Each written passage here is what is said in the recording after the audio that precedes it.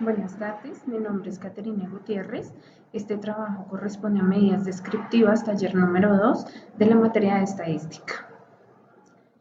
En el punto 1 nos piden que generemos 70 números, suponiendo que la variable como son los robos diarios en el Portal del Norte en los meses de julio y agosto de 2019.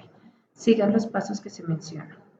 Después de generar los pasos, me genera esta matriz de números. Se crean los datos estadísticos saliéndonos la media, el error típico, la mediana, la moda, la desviación estándar, la varianza de la muestra y la kurtosis, el coeficiente de asimetría, el rango, el mínimo, el máximo, la suma y la cuenta. Entonces, interpretamos el valor de la media en el contexto de la variable.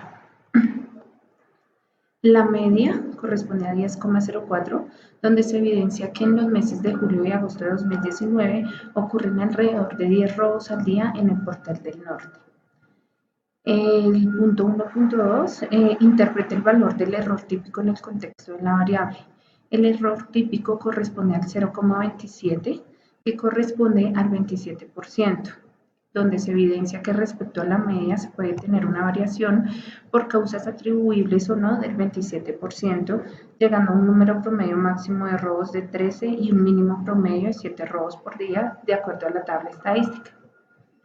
La mediana me da un valor de 10, donde se evidencia que la mitad de los días se muestra que se generan más de 10 robos al día y restante de días se generan menos de 10 robos al día. La moda corresponde a 9, donde 11 de los 70 días se generaron 9 robos al día. El valor de la desviación estándar corresponde al 2,30.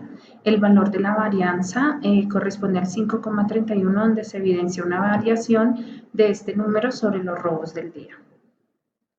La kurtosis se evidencia que la cantidad de robos diarios según la muestra son dispersos y corresponde a menos 0,40. El valor del coeficiente corresponde al 0,08%. Y por último tenemos el valor del rango, donde se evidencia que los datos se encuentran muy dispersos, ya que la muestra del valor es 15 y el mínimo 4, mostrando así que puede existir una variación del 73% entre los robos registrados un día versus el día anterior. En el punto 2, piden que a partir de la generación de los 70 números del punto anterior se construya una tabla de intervalos de frecuencias, registrando la fórmula utilizando el editor de ecuaciones.